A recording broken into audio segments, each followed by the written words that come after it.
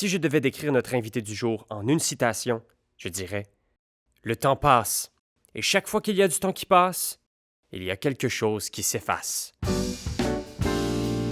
Empathique, confiant et efficace, notre invité est rapidement devenu l'un des meilleurs de la relève dans le domaine de l'immigration, si ce n'est pas déjà un des grands. Cette semaine, à Diversité d'exception, nous vous présentons le portrait de Siaka Sylla.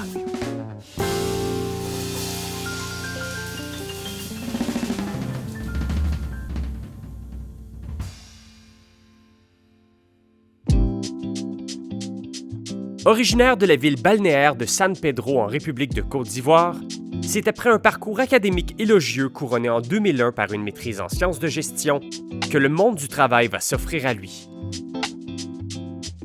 Vous savez, quelqu'un qui est né dans une ville balnéaire, c'est d'abord quelqu'un qui a été marqué tout au long de son enfance par, j'allais dire, par des acteurs du tourisme. Vous voyez des Occidentaux qui viennent là, des gens qui viennent des Caraïbes, beaucoup de gens qui voyagent avec les familles. Durant toute notre enfance, on n'a jamais envisagé la vie comme le sédentarisme. Et quand tu grandis avec ça, tu grandis nécessairement curieux. Je pense que ça aussi, ça a contribué à forger cette idée du rêve, de voir ce qui se passe de l'autre côté. Et quelqu'un qui a été forgé sur le fondement de beaucoup de rêves, c'est quelqu'un qui prend de moins en moins souvent de temps de faire un point sur qu'est-ce que j'ai déjà. Est-ce que c'est San Pedro? Est-ce que c'est quelque chose qui est venu avec le temps? Ce que je peux dire, c'est que étant un natif du sud-ouest de la Côte d'Ivoire, des régions balnéaires, il y a cette influence, comme je le disais tantôt, de tout ce qui peut apparaître comme des gens venus d'ailleurs. Cette curiosité, je me rappelle quand j'étais au lycée scientifique de Yamoussoukro, il y avait un programme de correspondance. J'avais déjà à l'époque, ma première année du secondaire, j'avais des correspondances à Grenoble, en France. Donc déjà, à travers les correspondances qu'on échangeait, les lettres et tout ça entre enfants, j'avais déjà une idée de ce que c'était la France. Okay. Oui, je savais un peu les activités hivernales, par exemple, que ma correspondante menait de l'autre côté. Tout à fait. Et je la sentais aussi attirée par les activités que nous on menait, notamment les jeux sous la pluie. Étant de personnes ascendances de cette région, vous devez un peu savoir de quoi il s'agit. Autant les enfants ici adorent jouer dans la neige, autant en Afrique, les enfants adorent jouer sous la pluie. Et c'était autant d'activités qui étaient aussi méconnues de ces personnes-là en Occident. Donc, on échangeait des expériences d'enfants, mais en même temps, ça forgeait cette curiosité-là d'aller voir ailleurs. Ça s'est passé dans le cadre du lycée. Okay. Oui, parce que j'ai quand même fait un lycée qui était très ouvert sur le monde, le lycée scientifique de Yamoussoukro, qui était un lycée d'excellence au passage, où on envoyait tous les meilleurs, en tout cas en termes de niveau à la dernière année du primaire. Tous les meilleurs des régions de Côte d'Ivoire étaient envoyés là-bas. On vivait dans un internat. On avait un encadrement.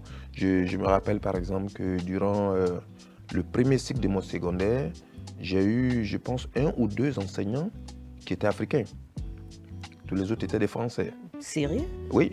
Oh. Et ces enseignants-là passaient le temps de leur pause à nous expliquer leur pays. Tout à fait. Donc tout ça, c'est probablement des choses qui ont fait grandir dans les enfants que nous étions, cette curiosité d'aller voir de l'autre côté. Siaka Sylla gagne bien sa vie en Afrique. Le jeune gestionnaire excelle dans son métier. Loin de penser que, quelques années plus tard, il se trouvera au Canada.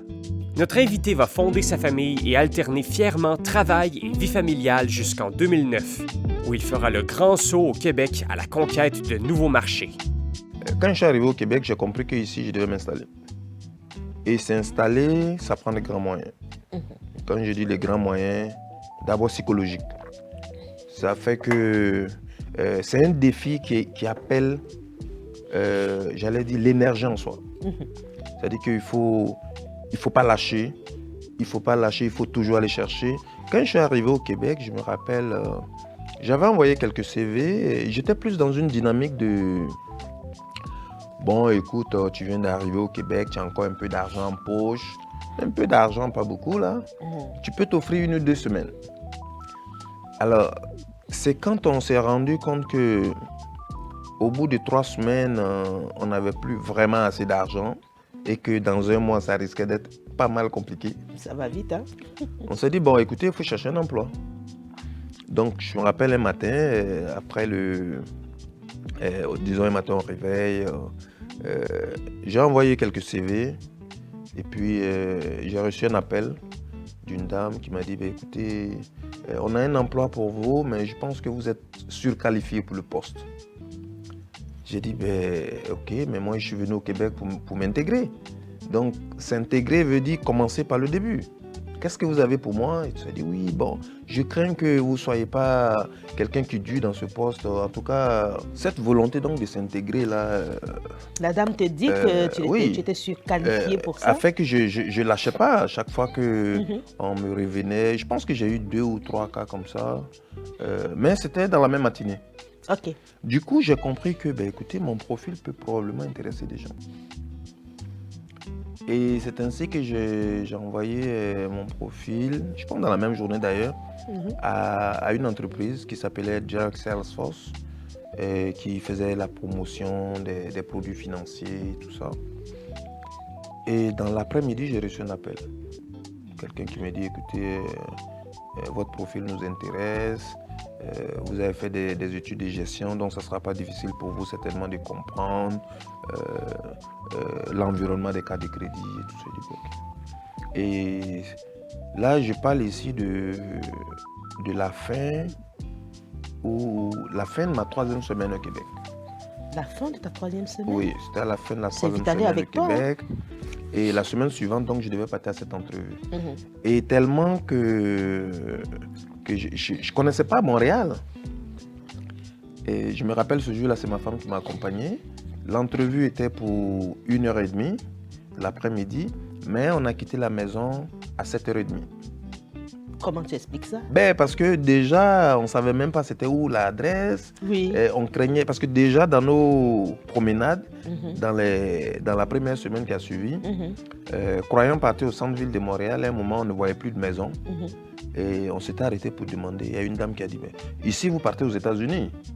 Donc du coup, il y avait un peu cette phobie de se perdre le jour de l'entrevue. Ok. Donc on avait quitté très tôt, on avait une grosse carte là où on regardait. Surtout que vous teniez absolument à ce métier-là. Il fallait absolument trouver le travail. Ben, il fallait déjà trouver un travail. De quel travail il s'agissait, ça c'était un autre défi. Voilà. Mais quand je regardais, j'ai vu que l'entreprise, de ce que le monsieur m'avait dit au téléphone, c'est une entreprise qui avait beaucoup de dynamisme et moi j'aimais ça.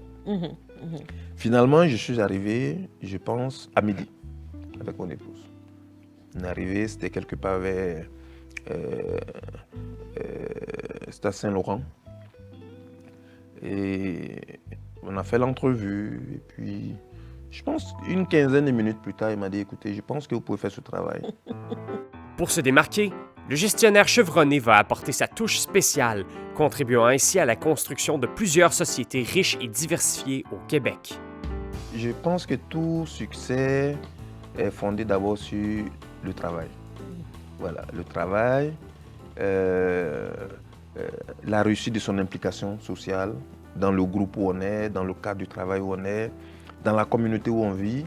Et puis, à une autre échelle,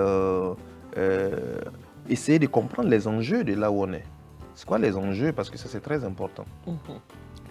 Moi, je me rappelle quand j'ai commencé chez cette compagnie-là, la première fois que j'ai eu une promotion, c'était comme 2 mois après. J'avais été proposé chef d'équipe, mais par l'équipe de travail. Donc, je suis devenu chef d'équipe de l'équipe de l'aéroport.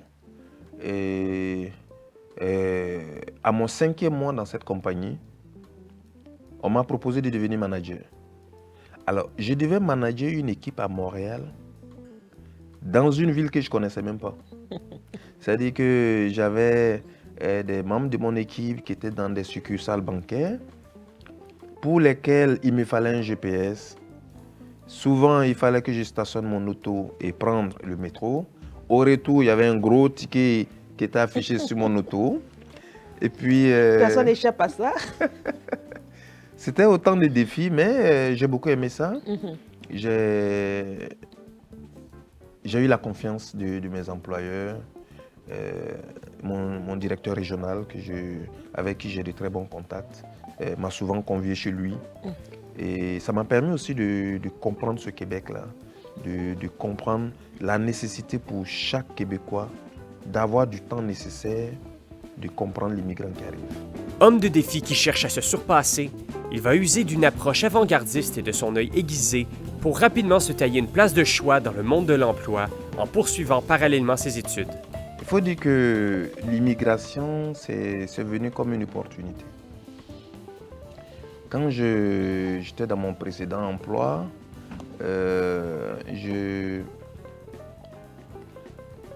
j'avais toujours cette ambition de bâtir quelque chose.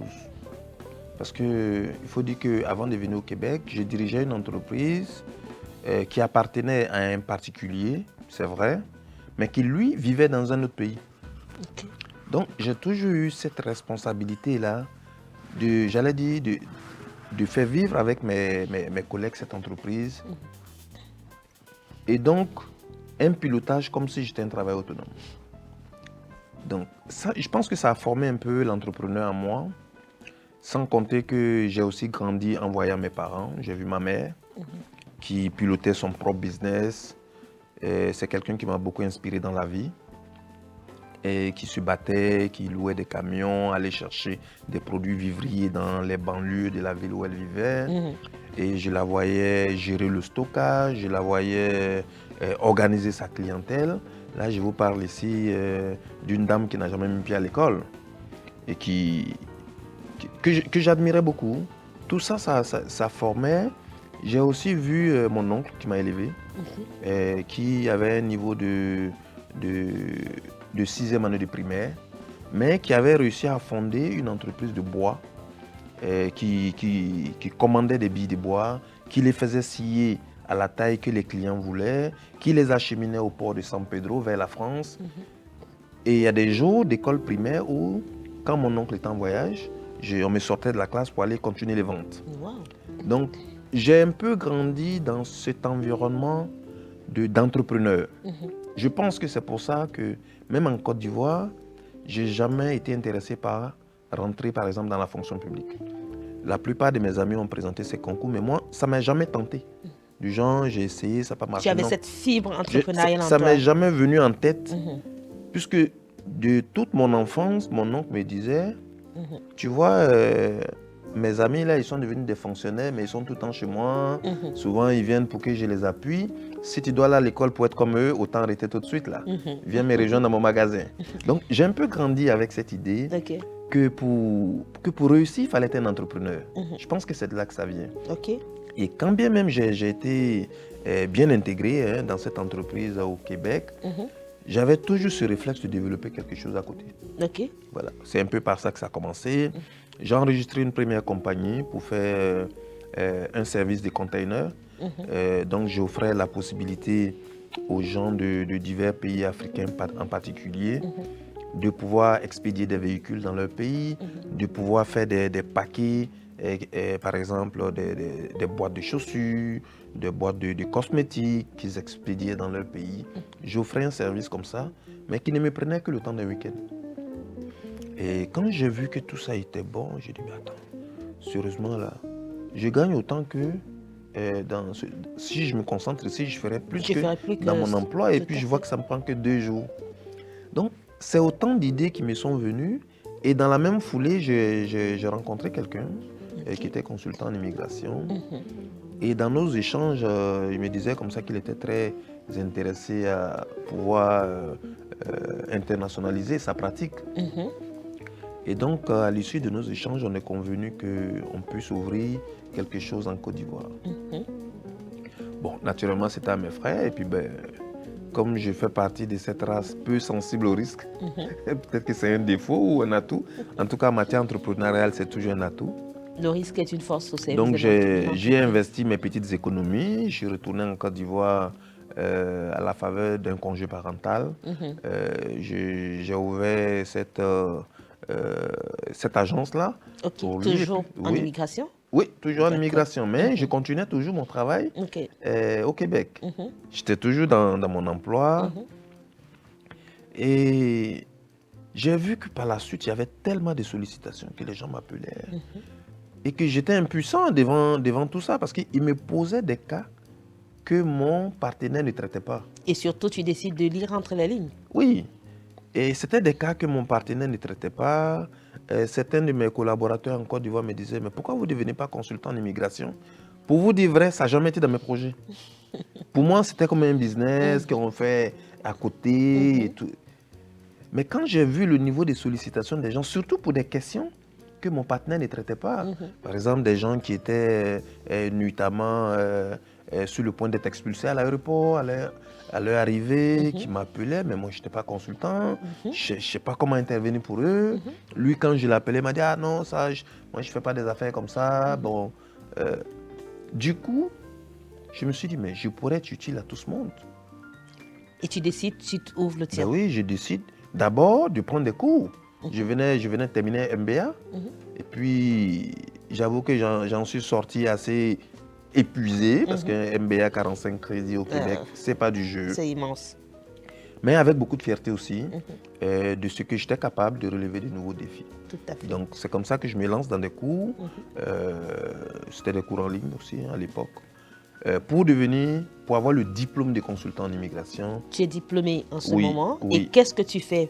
Qu'est-ce que tu rencontres comme première difficulté? Ben, je dirais, après le diplôme, j'ai senti un soulagement. Parce que tout de suite, j'avais beaucoup de réponses pour les questions que le public qui me sollicitait posait au quotidien. Donc, ce diplôme m'a ouvert les champs pour une meilleure contribution donc, pour ces questions-là. Et donc, j'ai décidé d'aller de l'avant. J'ai présenté le concours pour l'ordre professionnel. Et donc, je suis devenu consultant en immigration. Mais contrairement à beaucoup d'amis qui préféraient faire des pratiques à la maison, moi, je me suis dit, non. Il y a l'homme entrepreneur dans ce consultant en immigration. Ça prend un cabinet, ça prend qu'on fasse travailler du monde. Et c'est comme ça que j'ai ouvert un cabinet. Fin stratège du corporatif, gestionnaire et entrepreneur expérimenté avec plus de 20 ans d'expérience, Siaka Sylla voit en l'immigration une opportunité qui permet d'arrimer les besoins de main-d'œuvre d'employeurs canadiens avec les énormes potentialités des travailleurs étrangers qui désirent séjourner au Canada. On se sent, j'allais dire, oui, avec beaucoup plus de responsabilités. Oui, parce que tout ça, c'est des défis. Les consommateurs de services d'immigration, c'est des gens qui ont d'abord besoin de professionnels. Quand ils viennent vers vous, c'est parce qu'ils attendent un service de haut niveau. Ils attendent que vous leur donniez des informations pertinentes, que leur dossier soit pris avec beaucoup plus de professionnalisme. Et donc tout ça, ça représente beaucoup de défis. Mais en même temps, on est content de collaborer avec des employeurs d'ici, qui sont prises, comme vous le savez, avec des pénuries de main-d'œuvre. Tout à fait. On est très content de pouvoir échanger avec eux des opportunités qui sont offertes par le gouvernement. Installé en région, précisément à Châteauguay, avec sa tendre épouse et ses 4 enfants, notre récipiendaire de nombreux prix et distinctions est très impliqué dans la vie communautaire et professionnelle. D'abord, il y a une question de transparence. Parce que vous savez qu'en tant que professionnel, on est confronté chaque jour, comme vous le disiez tantôt, à une compétition, j'allais dire, irrégulière. Chaque personne immigrante au Québec et même des personnes natives d'ici se sentent l'âme d'un conseiller en immigration. Du coup, on reçoit beaucoup de dossiers qui ont déjà été faits par des non-professionnels et qui sont souvent des erreurs de pratique. Et les victimes, ce sont les clients. Donc, le fait de se sentir dans ce milieu et de pouvoir donc apporter sa contribution, ça c'est déjà un premier pas qui donne au métier toute sa noblesse. Ok. Il donne au métier toute sa noblesse. Et donc, notre défi au quotidien, c'est de communiquer. Communiquer, offrir des tables rondes, offrir des conférences en ligne. Et pour aller un peu dans le sens de ce que vous dites aussi, j'ai vu souvent des gens quitter Montréal, venir à Châteauguay et nous dire « Ah, écoute, j'ai mon frère qui est en Angola, qui voulait juste que je m'assure que votre cabinet existe. » Mais nous comprenons ça. Ça, c'est très bien. Oui, nous comprenons ça. Ça, c'est très bien. Et chaque semaine, on reçoit souvent des appels comme ça. Ah, monsieur Sylla, on a vu votre cabinet en ligne, mais on veut s'assurer que c'est un vrai cabinet. Oui, on a été sur les sites du gouvernement, tout est beau, mais est-ce que vous existez pour de vrai? Pour avoir un autre regard sur notre invité Siaka Sylla, c'est dans la place, au miroir.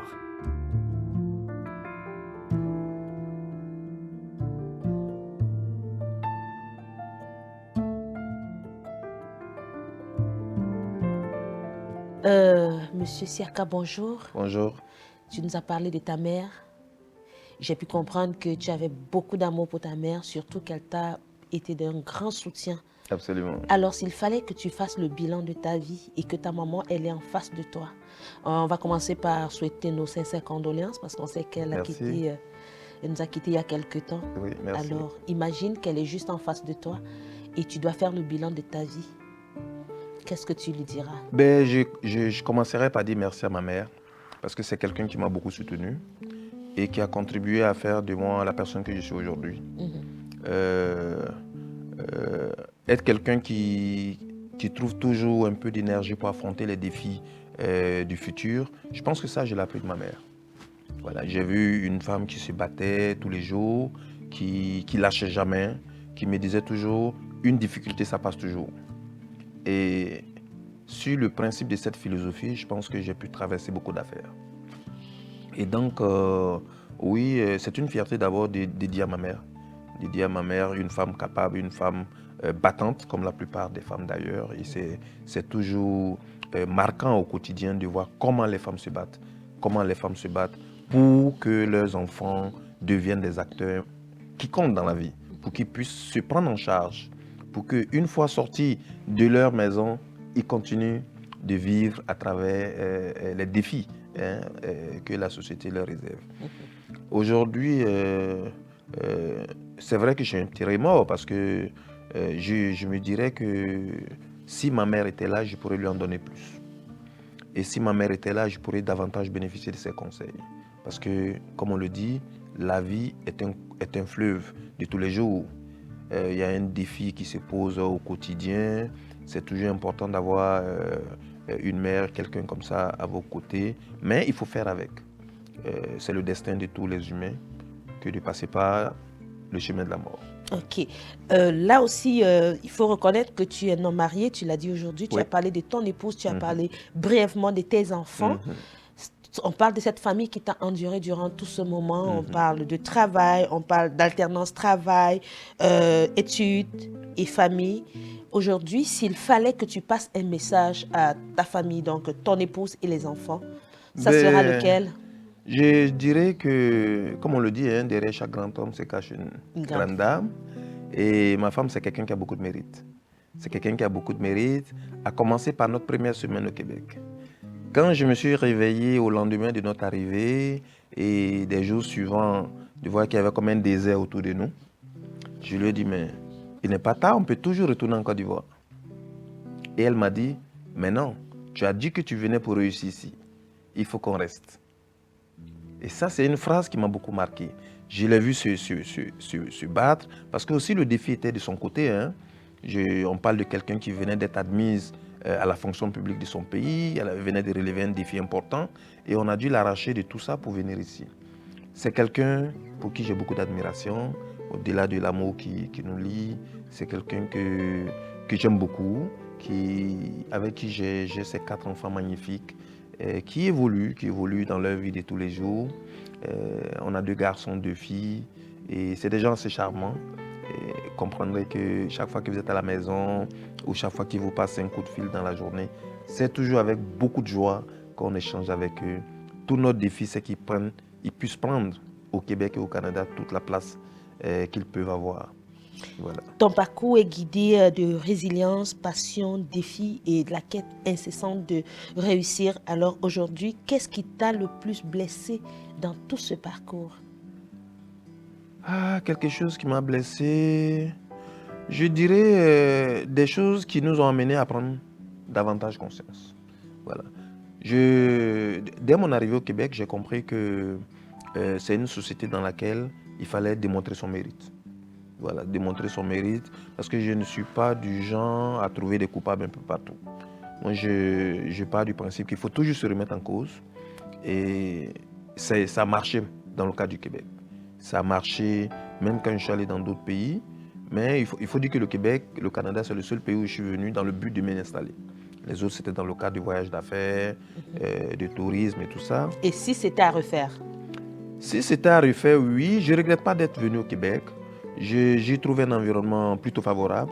Et de par mon expérience au Québec, j'aide beaucoup de familles aussi à s'intégrer, à se guider. Donc, je parlerai plus de facteurs de défi que de facteurs de blessures. Je ne pense pas en avoir eu vraiment au Québec, au Canada, mais j'ai eu des défis qui forgent une personnalité. Et ça, c'est quelque chose que j'apprécie beaucoup dans ma vie au Canada.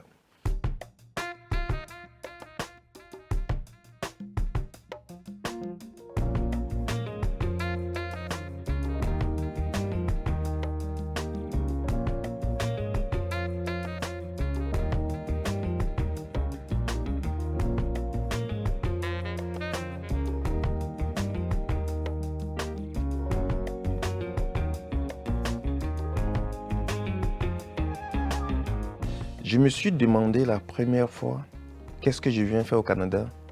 C'était dans l'avion. Non, tu blagues. Bien, sérieusement. C'était l'euphorie des temps. J'étais tout le temps dans le move. Je bougeais beaucoup là où j'étais. J'étais directeur de médias. Et puis, dans la foulée, j'étais beaucoup intéressé par vivre au Canada, m'installer au Canada dans un futur qui pour moi n'était pas aussi proche que c'est arrivé. Voilà. La preuve, je m'attendais à une procédure d'immigration qui ferait peut-être 2-3 ans. Ça n'a pas été le cas? Mais non, tout ça s'est réglé en une année. Et du coup, j'ai embarqué dans l'avion avec mon épouse et mes 2 petits. Il y a un qui venait juste d'avoir 3 ans, venait de fêter son anniversaire. Et la petite qui venait de naître, donc je parle à peu près de 3-6 mois par là. Et c'est quand on était dans l'avion, j'ai causé avec mon épouse et puis j'ai dit, mais attends, sérieusement, c'est où on s'en va là? Ouais, parce que là où on s'en va, on connaît personne. Il n'y a ni cousin, ni cousine. Il n'y a pas d'emploi demain matin. Non mais attends, comment c'est dans l'avion que tu te rends compte de ça? Non mais sérieux. Comme si, et je me rappelle que quand je suis arrivé au Québec, j'ai fait comme 2-3 semaines sans travailler. Depuis que j'étais sorti de l'université, c'était les premières fois où je prenais quelque chose qui ressemblait à des vacances. Je ne prenais jamais de pause. Donc du coup, avec 12 heures, 14 heures d'avion, on a assez de temps pour faire une introspection et puis se poser des vraies questions. Quoi. Tout à fait. Je dis, mais sérieusement, là, c'est où on s'en va? Là, la veille, j'avais un chauffeur, un vigile. Puis demain matin, je ne sais même pas, là. Je ne sais même pas où je vais dormir. Et puis bon. Et ma femme et moi, on s'est regardé, on a dit, comme on le dit chez nous en Côte d'Ivoire, un avion, ça n'a pas de rétroviseur. L'avion, ça n'a pas de rétroviseur.